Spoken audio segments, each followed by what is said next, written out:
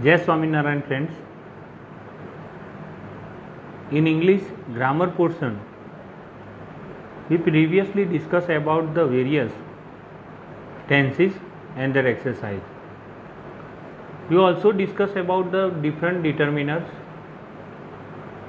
with the article a and the. We also discussed about the various modal auxiliaries. In particular, we also learned about the future tense and some of the ability shows, condition shows, different modal auxiliaries. Today we are going to discuss one another unit in our grammar portion, that is prepositions.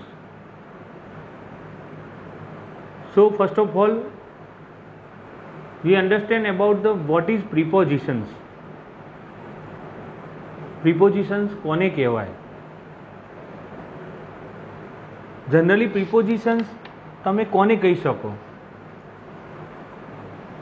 Prepositions એટલે એક એવું words કે જે તમારા આવેલા નામ, સર્વનામ અથવા નામનું કાર્ય કરનાર જે શબ્દ છે એનો બીજો કોઈ શબ્દ સાથેનો સંબંધ દર્શાવે છે. That are, you will place before noun, pronoun,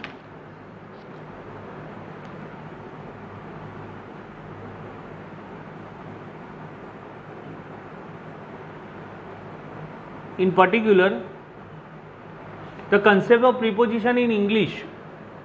A preposition is a word or group of words used before a noun, pronoun or noun phrase to show direction, time, place, location, spatial relationship, or to introduce an object. And we also know that preposition in English are highly idiomatic. કહેતા જે નામ છે કે સર્વનામ છે અથવા નામનું કાર્ય કરનાર શબ્દનો બીજો કોઈ શબ્દ સાથેનો સંબંધ દર્શાવવાનું કામ એ પ્રિપોઝિશન્સ કરે છે. ખાસ એની અંદર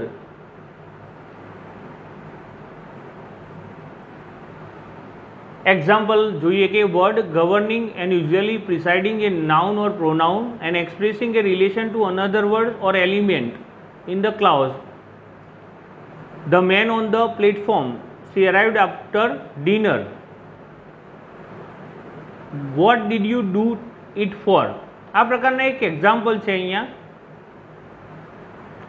The man on the platform, she arrived after, ત્યાં after છે એ ડિનર પહેલાં તમે જોઈ શકો છો એ કાર્ય છે, એનું જમવાનું કાર્ય છે.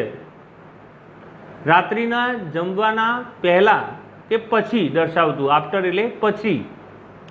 તો કહી શકાય કે જે પ્રિપોઝિશન છે એ નામ, સર્વનામ અથવા નામનું કાર્ય કરનાર શબ્દનો બીજો કોઈ શબ્દ સાથેનો સંબંધ દર્શાવે છે.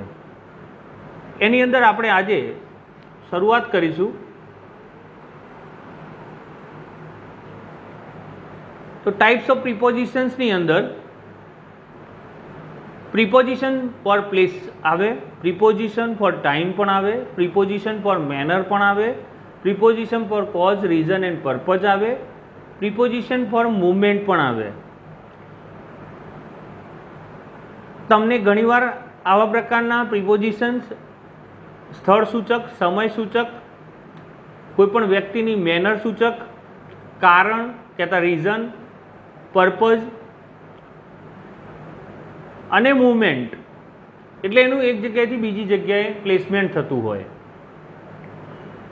કે વસ્તુ કે એલિમેન્ટ કહેતા પર્સન બદલાતો હોય ત્યારે આ પ્રકારના પ્રિપોઝિશન્સનો ઉપયોગ થતો હોય છે. જેની અંદર આપણે સૌથી પહેલાં today we will discuss about in, on, at preposition with example. આજે આપણે ઇન, ઓન અને એટ જે પ્રિપોઝિશન છે એનું ઉદાહરણ સહિત આપણે સમજીએ. સૌપ્રથમ ઇન, ઓન અને at It is used to describe place and movement of the person or object in the sentence. Generally in, on અને એટ જે પ્રિપોઝિશન છે એ જગ્યા અને એનું સ્થળાંતર જે વ્યક્તિનું કે વસ્તુનું એ સેન્ટેન્સીસ એ શબ્દ સમૂહ સાથે જનરલી તમને જોવા મળશે. એના આપણે એક્ઝામ્પલ કેટલાક જોઈએ. તો સૌથી પહેલાં આપણે ઇન વિશે સમજીએ. In use for someone and something inside something. જે ઇન પ્રિપોઝિશન છે,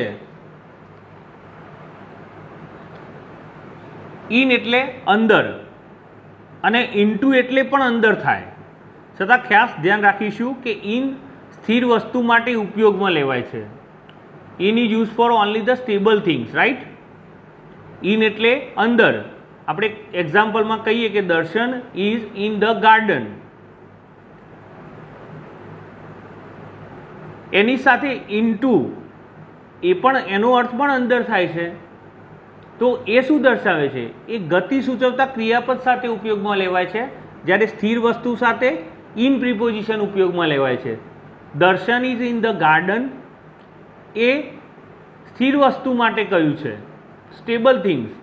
જ્યારે Pooja is coming into the garden એ ગતિ સૂચવતો, પૂજા ગાર્ડનમાં આવે છે એ ગતિ સૂચવતો ક્રિયાપદ સાથે કમિંગ એની જોડે ઇનટુ આવશે. આપણે કેટલાક example in use for someone and something inside something એનો ઉપયોગ છે પ્રિપોઝિશન તરીકે. એના એક્ઝામ્પલ જોઈએ. We sit in the room, I see a house in the picture, there are trout in the river, he lives in Paris, I found the picture in the paper, he sit in the corner of the room. આ બધા જે વાક્યો છે એ ઇનનો preposition તરીકે ઉપયોગ બતાવે છે. ફરીથી કહી દઉં, ઇન એટલે અંદર. ઇન સ્થિર વસ્તુ માટે ઉપયોગમાં લેવાય છે, જ્યારે ઇનટુ એનો અર્થ પણ અંદર જ થાય પણ એ ગતિ સૂચવતા ક્રિયાપદ સાથે આવશે. એટલે ખાસ ઇન માટે યાદ રાખીશું. In preposition is use for someone and something inside. એના કેટલાક એક્ઝામ્પલ આપણે જોયા. હવે આની અંદર જ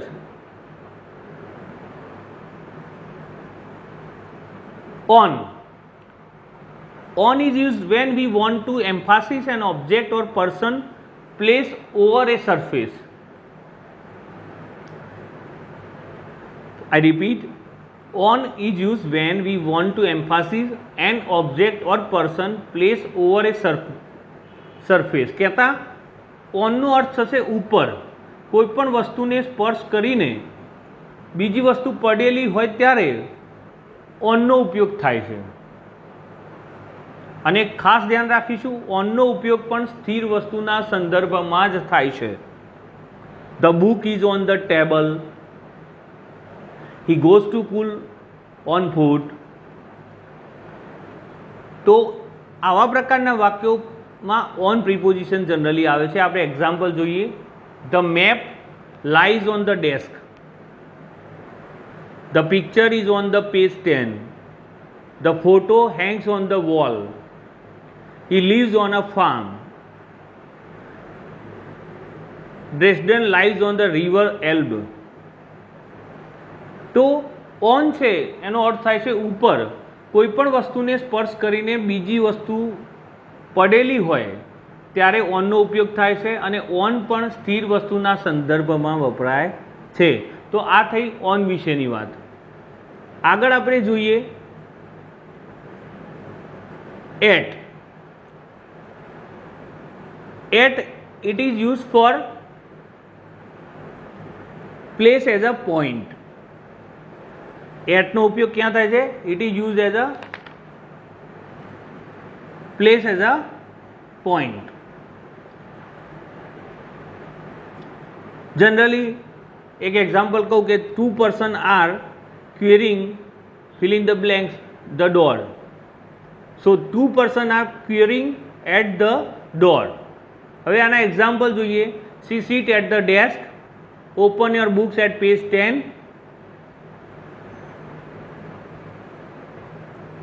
I stand at the door, look at the top of the page, the car stand at the end of the street, can we meet at the corner of the street, I met John at a party. આ બધા example છે A at દર્શાવે છે preposition તરીકે. At is use for a place as a point. એટનો ઉપયોગ ખાસ કરીને કોઈ સમય કે જગ્યા બતાવવા થાય છે, એ પણ આપણે ધ્યાનમાં લઈશું. એટનો ઉપયોગ શું થશે? ખાસ કરીને કોઈ સમય કે જગ્યા બતાવવા થાય છે. Darshan come at 5 o'clock. Bhairavi met him at the station. He was born at Vadhavan. We live in Bombay. She live in America.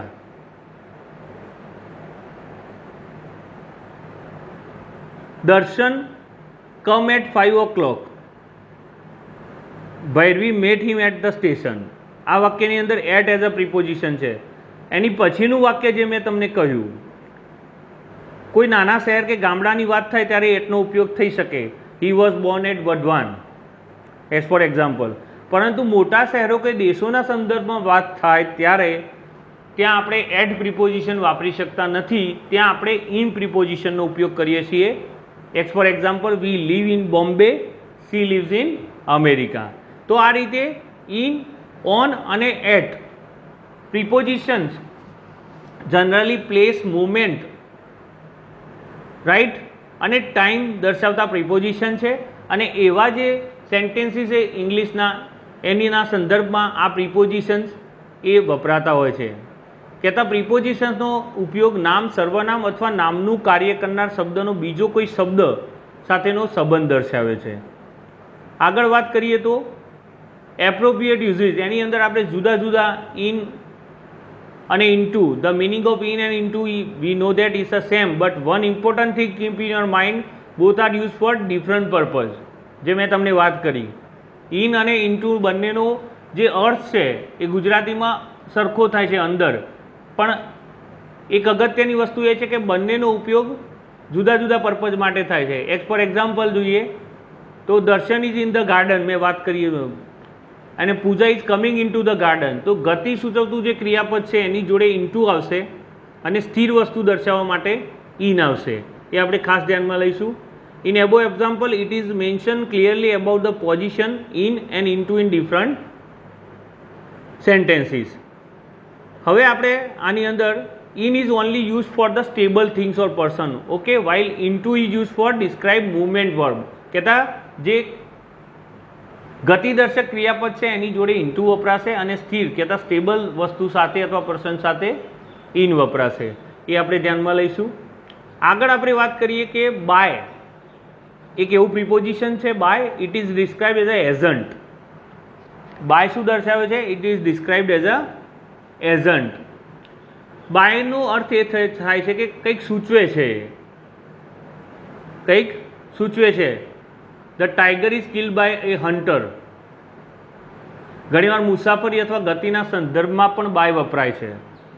As for example, where we goes to school by bus, તો ત્યાં પણ તમને by પ્રિપોઝિશન્સ જોવા મળે છે.